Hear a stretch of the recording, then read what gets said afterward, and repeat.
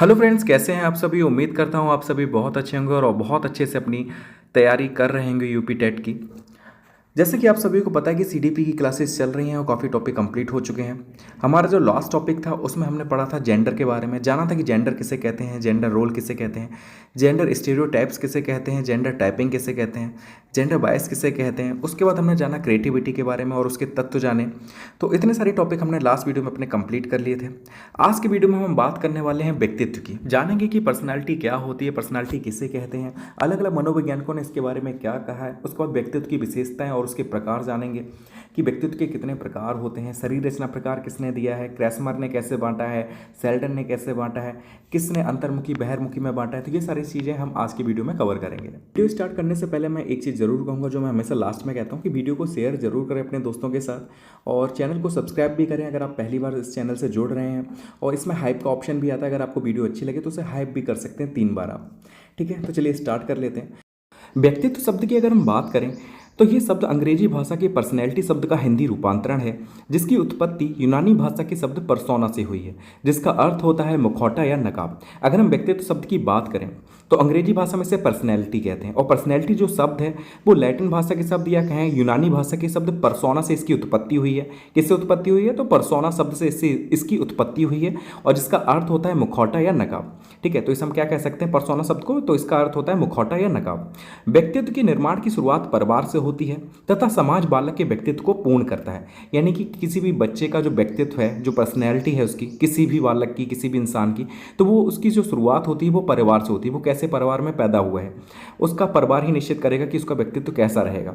और धीरे धीरे करके जो उसका समाज होता है, जिस समाज में वो रह रहा होता है, वो उसके व्यक्तित्व को पूरा कर देता है।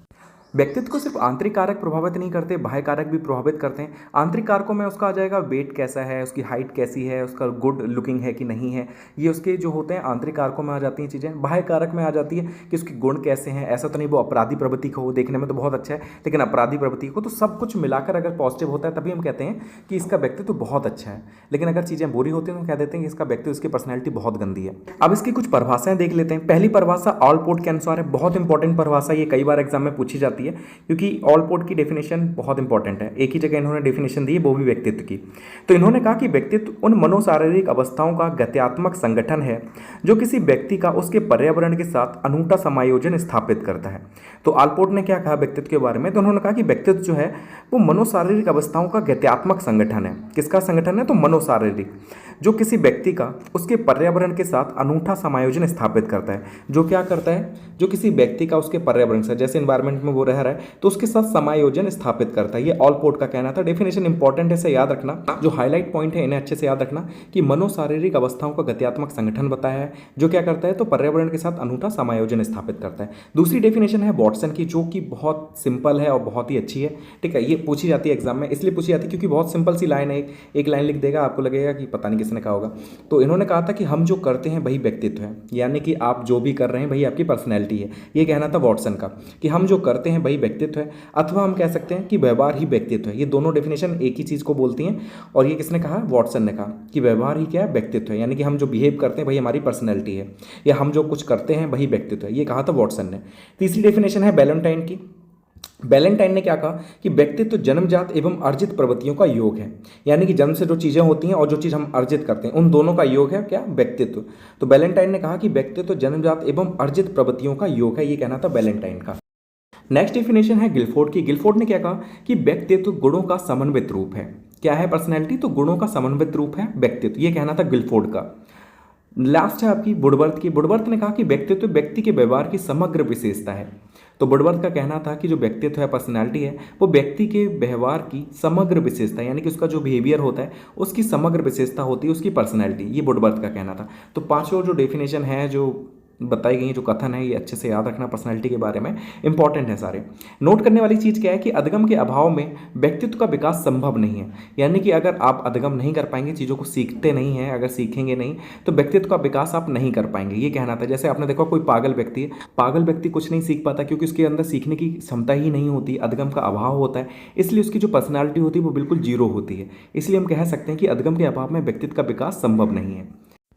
नोट में सेकंड पॉइंट है कि व्यक्तित्व के विकास में जन्मजात कारक की अपेक्षा वातावरण का अधिक प्रभाव पड़ता है। यानी कि आपकी पर्सनैलिटी डेवलपमेंट में सबसे ज़्यादा प्रभाव किसका पड़ता है? तो जन्मजात कारकों का नहीं पड़ता है, वातावरण कारकों का पड़ता है। यानी कि जिस वातावरण में आप रह रहे हैं तो उसका आपकी पर्सनैलिटी पर ज़्यादा प्रभाव पड़ता है। हो सकता है कि जन्म से आपको हाइट मिल जाए, अच्छी कलर मिल जाए, ठीक है, बॉडी सॉडी मिल जाए थोड़ा सा, लेकिन सबसे ज़्यादा प्रभाव किसका पड़ता है? वातावरण का पड़ता है कि आप कैसे वातावरण में रह रहे हैं। अगर आपका वातावरण इन्वायरमेंट गंदा होगा तो आप वैसे ही बन जाएंगे, अगर अच्छा होगा तो आप अच्छे बन जाएंगे। तो ये कहने का मतलब है। अब हम व्यक्तित्व की विशेषताएं देख लेते हैं कि की फीचर्स क्या हैं व्यक्तित्व के। यह व्यक्तिगत होता है, यानी कि सभी में अलग अलग होता है। जैसे आप हुए, आपके दोस्त हुए, तो आप देखेंगे कि सभी पर्सनैलिटी जो होती है वो अलग अलग होती है। एक जैसी पर्सनैलिटी लोग नहीं रखते हैं, अलग अलग पर्सनैलिटी सभी में देखने को आपको मिलेगी। दूसरा है कि यह गतिक होता है, यानी कि डायनेमिक होता है। समय, अनुभव तथा परिवेश से ये बदल सकते हैं। मान लीजिए कोई बच्चा है जो अनाथ आश्रम में रहा काफ़ी समय तक और बाद में उसे किसी ने गोद ले लिया, तो पहले जो उसकी पर्सनालिटी बनने वाली थी अनाथ आश्रम में वो अलग तरीके की बनती, लेकिन किसी अच्छी फैमिली ने उसे गोद ले लिया तो उसकी जो पर्सनालिटी थी वो काफ़ी अच्छी रहेगी, अलग रहेगी, बहुत अच्छी बनेगी। या मान लीजिए कोई ऐसी फैमिली ने ले लिया जहाँ पे बहुत गालियाँ देते हैं लोग, बुरी तरीके से रहते हैं, लड़ाइयाँ करते हैं, तो उसकी जो पर्सनालिटी होगी वो अलग तरीके से बनेगी। इसलिए कहा गया कि ये गतिक होता है और समय, अनुभव तथा परिवेश से ये बदल सकता है। तीसरा पॉइंट है, यह समग्र होता है, केवल बाहरी नहीं आंतरिक गुणों को भी ये दर्शाता है। बाहरी गुण में तो वो आ जाएंगे जो आप किसी को देखकर समझ सकते हैं, हाइट है, वेट है। आंतरिक गुण में उसकी ईमानदारी आ जाएगी कि उसका बिहेवियर कैसा है, नेचर कैसा है, कैसे वो रहता है, कैसे बिहेव करता है दूसरों के साथ। अब हम बात कर लेते हैं व्यक्तित्व के प्रकार की। तो देखिए व्यक्तित्व को 3 प्रकार से बांटा गया है। कौन से 3 आधार हैं जिसके आधार पर हमने व्यक्तित्व को बांटा है? तो पहला आधार है शरीर रचना आधारित व्यक्तित्व, यानी कि शरीर रचना के हिसाब से बांटा गया है। दूसरा समाज शास्त्रीय आधारित व्यक्तित्व, यानी कि समाज के हिसाब से बांटा गया है। और तीसरा मनोवैज्ञानिक आधारित व्यक्तित्व, यानी कि मनोवैज्ञानिक आधार के हिसाब से व्यक्तित्व को बांटा गया है। अब ये 3 तरीके से बांटा गया। तो पहले हम बात करेंगे शरीर रचना आधारित व्यक्तित्व की, कि शरीर रचना के आधार पर हमने व्यक्तित्व को कितने भागों में बांटा है। तो देखिए शरीर रचना के हिसाब से 2 प्रस्तावक थे, एक थे क्रैसमर और दूसरे थे सेल्डन। इन्होंने अपने अपने तरीके से बांटा है कि व्यक्तित्व को कैसे बांटा है, शरीर रचना के हिसाब से बांटा है। तो क्रैसमर ने 4 प्रकार बताए हैं और सेल्डन ने 3 प्रकार बताए हैं। तो वही है कि इसके प्रस्तावक हैं क्रैसमर तथा सेल्डन। क्रैसमर ने शरीर बनावट के आधार पर व्यक्तित्व को 4 तथा सेल्डन ने 3 प्रकारों में बांटा। अगर हम बात करें क्रैसमर ने, तो इन्होंने शरीर के हिसाब से व्यक्तित्व को 4 प्रकार में बांटा। कौन कौन से? तो पहला एस्थेनिक यानी कि दुर्बल, दूसरा एथलेटिक यानी कि सुडौल, तीसरा पिकनिक यानी कि स्थूलकाय और चौथा आपका डिस्प्लास्टिक, जिसे हम कह सकते हैं दुर्विकसित। तो ये 4 प्रकार बताए थे क्रैसमर ने। सेल्डन ने 3 प्रकार बताए, एंडोमॉर्फी जैसे हम पिकनिक जैसा कह सकते हैं, मेसोमॉर्फी जैसे हम लोग एथलेटिक से जोड़ सकते हैं, तीसरा एक्टोमॉर्फी जिसे हम लोग एस्थेनिक कह सकते हैं। यानी कि क्रैसमर और सेल्डन जो थे इन्होंने बस नाम अलग अलग दिए हैं, चीज़ें एक ही बोली हैं। जैसे कि अगर हम बात करें तो क्रैसमर ने एस्थेनिक बताया, तो एस्थेनिक आपका सेल्डन का एक्टोमॉर्फिक, सेम फीचर्स होंगे दोनों में। एथलेटिक जो बताया था क्रैसमर ने सुडौल, तो वो आपका आ जाएगा मेसोमॉर्फिक से, ये दोनों के जो करेक्टर होंगे वो सेम होंगे। और तीसरा आपका बताया सेल्डन ने एंडोमॉर्फी, जो आपका पिकनिक से आ जाएगा क्रैसमर के। तो ये दोनों चीज़ों के जो फीचर्स होंगे वो सेम होंगे। तो सबसे पहले हम बात करेंगे क्रैसमर के अनुसार। क्रैसमर ने जो पहला बताया पिकनिक, यानी कि इसे हम हिंदी में बोलते हैं स्थूलकाय। ऐसे लोग जो होते हैं ये नाटे होंगे, इनकी हाइट कम होगी, गोल मटोल होंगे, भारी शरीर वाले होंगे, ये सामाजिक होते हैं, हंसमुख होते हैं और आराम पसंद होते हैं ना। आराम बहुत पसंद होता है, इनकी हाइट कम देखने को मिलेगी। आपने कई अपने दोस्त देखे होंगे, इनकी हाइट क्या होती है, थोड़े कम, थोड़े छोटे होते हैं ये, ठीक है, नाटे होते हैं, गोल मटोल होते हैं और उनका शरीर थोड़ा भारी होगा। लेकिन ये कैसे होते हैं, तो ये सामाजिक होते हैं, सभी से मिलजुल कर रहते हैं, हंसमुख होते हैं और आराम पसंद होते हैं ना, आराम बहुत पसंद होता है। तो ऐसे किस कैटेगरी में आते हैं, तो ये पिकनिक कैटेगरी में आते हैं, यानी कि स्थूलकाय कह सकते हैं इन्हें। और इन्हीं को हम और क्या कह सकते हैं, तो सेल्डन के अनुसार इन्हें हम क्या कह सकते हैं, तो सेल्डन के अनुसार इन्हें एंडोमॉर्फी में कहेंगे। अगर पूछ लिया कि एंडोमॉर्फी की अगर पूछ लिया जाए कि क्या कैरेक्टरिस्टिक्स हैं, तो आप ये सारे बता सकते हैं कि ऐसे लोग कैसे होंगे, नाटे होंगे, गोल मटोल होंगे, भारी शरीर होगा इनका, हंसमुख होंगे, सामाजिक होंगे, आराम पसंद होंगे। दूसरा जो क्रैसमर ने बांटा वो बांटा दुर्बल। दुर्बल मतलब होता है एस्थेनिक। तो ऐसे व्यक्ति कैसे होते हैं, तो ये लंबे होंगे, पतले होंगे और कमजोर मांसपेशियों वाले होंगे। ये अक्सर चिड़चिड़े और कल्पनाशील होते हैं। आपने ऐसे दोस्त भी अपने देखे होंगे जो काफ़ी पतले हैं, कुछ भी खा लेते हैं, उन्हें लगता ही नहीं है, पतले के पतले ही रहते हैं, ठीक है। पतले भी होंगे, लंबे भी होंगे और कमज़ोर मांसपेशियों वाले होंगे, ठीक है। तो कैसे होते हैं, ये पतले होते हैं, लंबे होते हैं, कमजोर मांसपेशियों वाले होते हैं और ये अक्सर कैसे होते हैं, चिड़चिड़े होते हैं और कल्पनाशील होते हैं, यानी कि चिड़चिड़े बहुत बहुत जल्दी चिड़चिड़ा जाते हैं, ठीक है। तो ऐसे जो व्यक्ति होते हैं वो किस में आ जाएंगे, वो दुर्बल या एस्थेनिक में आ जाएंगे। अगर हम सेल्डन की बात करें तो सेल्डन ने किस कैटेगरी में इसे डाला है, तो सेल्डन ने डाला है इसे एक्टोमॉर्फी में, एक्टोमॉर्फी वाले जो होते हैं उनके सेम कैरेक्टरिस्टिक्स यही होते हैं। तीसरा जो प्रकार बताया है क्रेसमर ने वो बताया आपका सुडॉल, इसे हम लोग एथलेटिक कह सकते हैं। इनका शरीर मांसल गठीला तथा सुडॉल होता है। ये स्थिर तथा शांत स्वभाव के होते हैं, यानी कि अपने एथलीट देखे होंगे, एथलीट जो होते हैं उनकी बॉडी सॉडी बहुत अच्छी होती है, गेम्स में बहुत अच्छे होते हैं वो, तो उन्हीं की यहाँ पे बात की जा रही है। तो उन्होंने कहा कि इनका शरीर जो होता है वो मांसल होता है, यानी कि बॉडी सॉडी सही होती है, गठीला होता है इनका शरीर, सुडॉल होता है। और ये कैसे होते हैं, तो ये स्थिर होते हैं और शांत स्वभाव वाले होते हैं। ठीक है। और अगर हम बात करें सेल्डन की, तो सेल्डन में इसका कौन सा प्रकार आ जाएगा, तो सेल्डन में इसका मैसोमॉर्फिक आ जाएगा, यानी कि मैसोमॉर्फिक और एथलीट, ये एथलेटिक्स, ये दोनों एक ही जैसे हैं। ठीक है, दोनों के कैरेक्टरिस्टिक सेम है। और जो लास्ट प्रकार बताया व्यक्तित्व का क्रेसमर ने वो था आपका दुर्विकसित, यानी कि डिस्प्लास्टिक। इसमें उन लोगों को रखा जाता है जिनका शरीर ऊपर के तीनों प्रकारों का मिश्रण होता है या पूरी तरह से विकसित नहीं होता, यानी कि ऊपर जितने भी पार्ट हमने पढ़े थे क्रेसमर के, उन तीनों के कैरेक्टरिस्टिक्स इसमें आ जाते हैं, यानी कि तीनों की जो होती हैं बातें इसमें आ जाती हैं। छोटे भी हो सकते हैं, मोटे भी हो सकते हैं, लंबे भी हो सकते हैं, शरीर ठीक भी हो सकता है। तो तीनों का अगर मिक्सचर है, ठीक है, तो किस में आ जाएंगे, वो दुर्विकसित में आ जाएंगे। या ऐसे व्यक्ति जिनका शरीर पूरी तरीके से विकसित नहीं होता वो भी इसमें आते हैं डिस्प्लास्टिक में। तो इसकी कैरेक्टरिस्टिक्स याद रखना कि इसमें उन लोगों को रखा जाता है जिनका शरीर ऊपर के तीनों प्रकारों का मिश्रण होता है या पूरी तरीके से विकसित नहीं होता। तो हमने शरीर रचना के हिसाब से व्यक्तित्व को देख लिया। अब हम देखेंगे समाजशास्त्री प्रकार से कि समाजशास्त्री प्रकार से व्यक्तित्व कितने प्रकार का होता है। तो इसके प्रस्तावक थे आपके स्प्रेंजर, इनका नाम क्या है, स्प्रेंजर। तो क्वेश्चन कैसे बनता है, तो पूछा जाएगा कि व्यक्तित्व को समाजशास्त्री प्रकार के हिसाब से किसने बांटा है। तो ऑप्शन 4 मिलेंगे, क्रेसमर, सेल्डन, स्प्रेंजर, ठीक है, थॉर्नडाइक, ऐसे करके 4 ऑप्शन होंगे, आपको सही ऑप्शन ढूंढना होगा। तो याद रखना कि समाजशास्त्री प्रकार किसने बताया व्यक्तित्व का, तो स्प्रेंजर ने बताया। इन्होंने अपनी पुस्तक टाइप्स ऑफ मैन में बताया कि व्यक्तित्व के प्रकार उनके द्वारा अपनाए गए मूल्यों पर आधारित होते हैं। इन्होंने व्यक्तित्व के 6 प्रकार बताए, यानी कि स्प्रेंजर ने एक बुक लिखी थी जिसका नाम था टाइप्स ऑफ मैन। इसमें उन्होंने बताया था कि व्यक्तित्व क्या होता है, तो व्यक्तित्व जो होता है वो उनके द्वारा अपनाए गए मूल्यों पर आधारित होता है, यानी कि व्यक्ति जो भी मूल्य को अपनाता है उसके हिसाब से उसके व्यक्तित्व को बांटा है इन्होंने। जैसे कोई व्यक्ति होता है वो सैद्धांतिक होता है, सिद्धांतों के आधार पर चलता है, तो उसके हिसाब से बता दिए उसका व्यक्तित्व कैसा होगा, सैद्धांतिक होगा। तो ऐसे करके उन्होंने 6 प्रकार बताए हैं व्यक्तित्व के। तो देख लेते हैं 6 प्रकार कौन कौन से। तो पहला आपका सैद्धांतिक, यानी कि जो ऐसे व्यक्ति होते हैं वो सत्य की खोज में रहते हैं, बौद्धिक गतिविधियों में इनकी बहुत ज़्यादा रुचि होती है। अगर कोई व्यक्ति ऐसा है जो सत्य की खोज में रहता है और बौद्धिक गतिविधियों में उसकी बहुत ज़्यादा रुचि रहती है, तो वो किस में, उनकी पर्सनैलिटी कैसी कहलाएगी, तो सैद्धांतिक कहलाएगी। किसके हिसाब से, स्प्रेंजर के हिसाब से। दूसरा है आर्थिक। आर्थिक कौन होते हैं, किसकी पर्सनैलिटी आर्थिक होती है, जिनकी धन में रुचि होती है और हर काम में वो मुनाफा ढूंढते हैं, यानी कि उन्हें कोई भी बिजनेस करेंगे, कोई भी चीज़ करेंगे वो अपना फायदा ढूंढते हैं। तो ऐसे व्यक्ति जो होते हैं उनका पर्सनैलिटी कैसा होगा, उनका पर्सनैलिटी होता है आर्थिक। तीसरा जो प्रकार बताया वो था सामाजिक, यानी कि जैसे व्यक्ति जिनकी सामाजिक कार्यों में रुचि रहती है उनकी पर्सनैलिटी होती है सामाजिक। फिर आता है सौंदर्यपरक। सौंदर्यपरक कौन होते हैं, ऐसे व्यक्ति जो सुंदरता, कला, संगीत को बहुत ज़्यादा महत्व देते हैं, तो इनकी जो पर्सनैलिटी होती है वो कैसी होती है, सौंदर्यपरक होती है। और पांचवा जो पार्ट है वो है राजनीतिक, यानी कि जो सत्ता पाने के इच्छुक होते हैं, दूसरों को कंट्रोल करना चाहते हैं, तो ऐसे व्यक्ति जो होते हैं इनकी पर्सनैलिटी कैसी होती है, राजनीतिक होती है। और जो लास्ट पार्ट बताया वो बताया धार्मिक, यानी कि ऐसे व्यक्ति जो आध्यात्मिक मूल्यों को मानते हैं, ईश्वर की तलाश में रहते हैं, पूजा पाठ में ज़्यादा रहते हैं, तो ऐसे व्यक्तियों का जो व्यक्तित्व होता है वो कैसा होता है, धार्मिक होता है। तो ये 6 पार्ट जो थे वो किसने बताए थे व्यक्तित्व के, तो ये बताए थे आपके स्प्रेंजर ने। इन्होंने एक बुक लिखी थी टाइप्स ऑफ मैन, और इसमें बताया था कि व्यक्ति उनके द्वारा अपनाए गए मूल्यों पर आधारित होता है व्यक्तित्व। ठीक है, व्यक्ति जो भी मूल्यों को अपनाता है उसके आधार पर उसका व्यक्तित्व निर्धारित होता है। तो 6 प्रकार बताए थे, सैद्धांतिक, आर्थिक, सामाजिक, सौंदर्यपरक, राजनीतिक और धार्मिक। तो हमने शरीर रचना के हिसाब से व्यक्तित्व के प्रकार देख लिए, समाजशास्त्री जो प्रकार थे वो भी देख लिए व्यक्तित्व के। अब हम देख लेते हैं मनोवैज्ञानिक प्रकार कि मनोवैज्ञानिक प्रकार कौन से हैं व्यक्तित्व के। इसके प्रस्तावक थे आपके कार्ल युंग। ठीक है, कहीं कहीं जुंग भी देखने को मिलेगा या युंग देखने को मिलेगा, दोनों एक ही व्यक्ति हैं, कार्ल युंग या कार्ल जुंग। ठीक है, तो इसमें इन्होंने 3 प्रकार बताए हैं कि मनोवैज्ञानिक प्रकार से व्यक्तित्व 3 प्रकार का होता है। पहला अंतर्मुखी, दूसरा बहिर्मुखी और तीसरा उभयमुखी।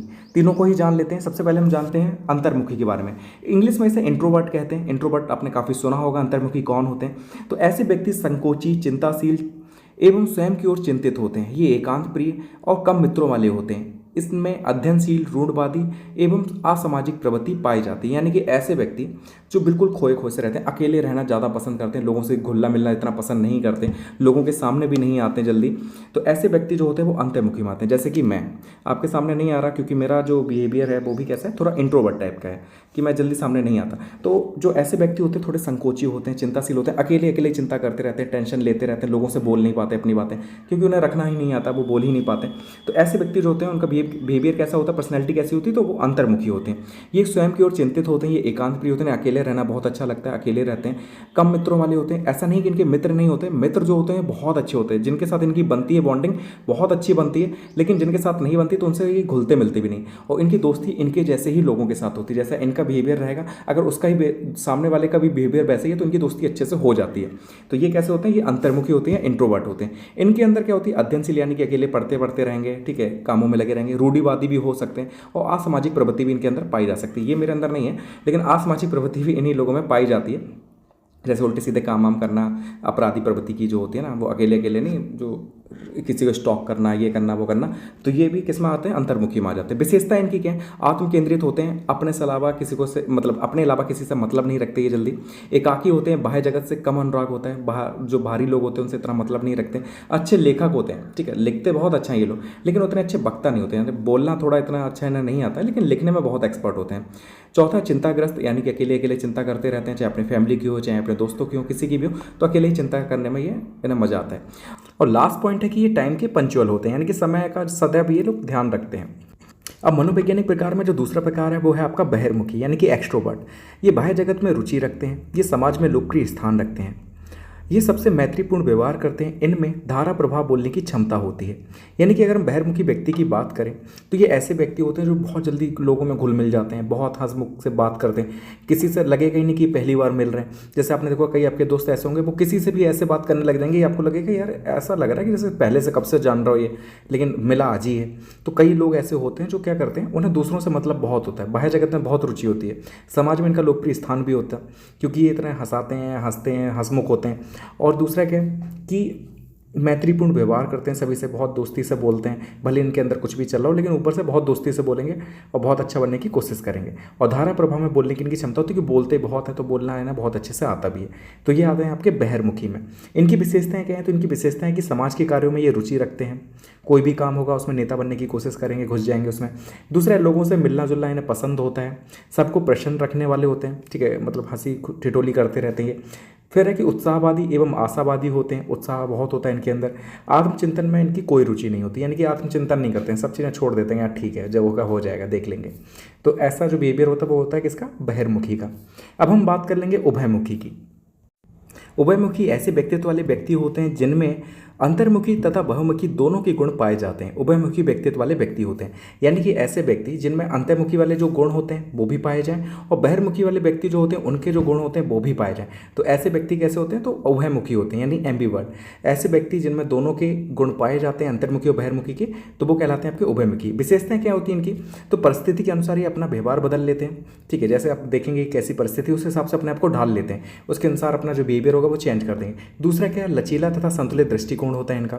तो ऐसे व्यक्ति जो थोड़ा सा दोनों टाइप के होते हैं, जैसे कि संकोची भी होंगे, चिंता भी कर लेते हैं और खुलकर बोल भी लेते हैं, अच्छे धारा प्रवाह में बोलने की क्षमता भी होती है जिनके अंदर। तो ऐसे व्यक्ति जिनमें दोनों के गुण पाए जाते हैं उभयमुखी व्यक्तित्व वाले व्यक्ति कहलाते हैं। अब हम बात करेंगे विलियम जेम्स के अनुसार व्यक्तित्व के प्रकार। विलियम जेम्स का नाम आप सभी जानते होंगे, आधुनिक मनोविज्ञान का जनक इन्हें कहा जाता है। विलियम जेम्स ने व्यक्तित्व के कितने प्रकार बताए, ये क्वेश्चन पूछ लिया जाता है, तो याद रखना कि विलियम जेम्स ने व्यक्तित्व के 2 प्रकार बताए हैं, पहला कोमल हृदय वाले और दूसरा कठोर हृदय वाले, ठीक है। तो उन्होंने कैसे बांट दिया है कि कोमल हृदय वाले जो व्यक्ति होते हैं और कठोर हृदय वाले व्यक्ति होते हैं, तो 2 प्रकार की पर्सनैलिटी इन्होंने बताई है। फिर नेक्स्ट जो क्वेश्चन बनता है कि न्यूमैन और स्टर्न के अनुसार व्यक्तित्व कितने प्रकार के होते हैं, तो देखिए न्यूमैन और स्टर्न जो थे इन्होंने व्यक्तित्व के 2 प्रकार बताए। कौन कौन से प्रकार बताएं उनकी हम बात कर लेते हैं। पहला आ जाता है संश्लेषणात्मक। संश्लेषणात्मक व्यक्तित्व वाले व्यक्ति कैसे होते हैं, तो ऐसे व्यक्ति जो किसी भी चीज़ की समीक्षा करना पसंद नहीं करते, तो वो आ जाते हैं आपके संश्लेषणात्मक में। कैसे, मतलब कि किसी चीज़ में ये घुसने की कोशिश नहीं करते, इन्हें बिल्कुल भी मतलब नहीं होता कि किसी भी चीज़ के अंदर जाके उसकी तह तक घुस जाएं और पता लगाने की कोशिश करें कि ये कैसे हुआ है। यानी कि जो जिनके अंदर CID वाला जो कीड़ा होता है वो नहीं होता है इनके अंदर, कि हर चीज़ में घुसने की कोशिश करें, हर चीज़ पता करने की कोशिश करें। तो ऐसे व्यक्ति जो किसी भी चीज़ की समीक्षा करना पसंद नहीं करते, वो संश्लेषणात्मक व्यक्तित्व वाले व्यक्ति कहलाते हैं, न्यूमैन और स्टर्न के अनुसार। दूसरा आ जाता है आपका विश्लेषणात्मक, यानी कि विश्लेषणात्मक व्यक्तित्व वाले व्यक्ति वो होते हैं ऐसे व्यक्ति जो सूक्ष्मतम अध्ययन में रुचि रखते हैं, यानी कि किसी भी चीज़ में घुसने की इनकी आदत होती है, बहुत छोटे छोटे पार्ट कर करके उस चीज़ को जानने की कोशिश करते हैं, हर चीज़ की जानकारी इन्हें चाहिए होती है। तो ऐसे व्यक्ति कैसे होते हैं, तो विश्लेषणात्मक व्यक्तित्व वाले व्यक्ति होते हैं। तो ये हमने देख लिया कि न्यूमैन और स्टर्न ने व्यक्तित्व को दो प्रकार बताए, संश्लेषणात्मक और विश्लेषणात्मक। विलियम जेम्स ने व्यक्तित्व के दो प्रकार बताए हैं, कोमल हृदय वाले और कठोर हृदय वाले। ऐसे अगर हम बात करें कार्ल जुंग की, इन्होंने कितने प्रकार बताए व्यक्तित्व के, इन्होंने 3 प्रकार बताए थे, अंतर्मुखी, बहिर्मुखी और उभयमुखी। याद करना। इसके बाद हम बात करेंगे समाजशास्त्री जो प्रकार थे, स्प्रेंजर ने दिए थे। स्प्रेंजर ने 6 प्रकार बताए थे व्यक्तित्व के। कौन से? सैद्धांतिक, आर्थिक, सामाजिक, सौंदर्यपरक, राजनीतिक और धार्मिक। और अगर हम बात करें क्रैस्मर ने कितने प्रकार बताए, तो क्रैस्मर ने 4 प्रकार बताए थे। पहला पिकनिक यानी कि स्थूलकाय, दूसरा एस्थेनिक यानी कि दुर्बल, फिर एथलेटिक यानी कि सुडौल, उसके बाद आपका डिस्प्लास्टिक, ठीक है, दुर्विकसित। ये 4 प्रकार बताए थे। सेल्डन ने 3 प्रकार बताए, एंडोमॉर्फी, मेसोमॉर्फी और एक्टोमॉर्फी। तो जितने भी ये प्रकार बताए गए हैं व्यक्तित्व के, इन्हें अच्छे से याद रखना। किसने बताए, किसने शरीर के हिसाब से बांटा है, किसने मनोविज्ञान के हिसाब से बांटा है और किसने समाजशास्त्रीय आधार पर बांटा है। तो ये तीनों चीज़ें आपको याद रखनी है। तो इस टॉपिक को हम यहीं पर कंप्लीट करते हैं। नेक्स्ट टॉपिक में मिलेंगे हम व्यक्तित्व परीक्षण के बारे में, हम जिसमें बात करेंगे। बहुत इंपॉर्टेंट टॉपिक है, उसके साथ ही क्या होगा, व्यक्तित्व वाला जो टॉपिक है वो कंप्लीट हो जाएगा। फिर 1-2 टॉपिक और बचेंगे, उसके बाद हम अधिगम स्टार्ट करेंगे।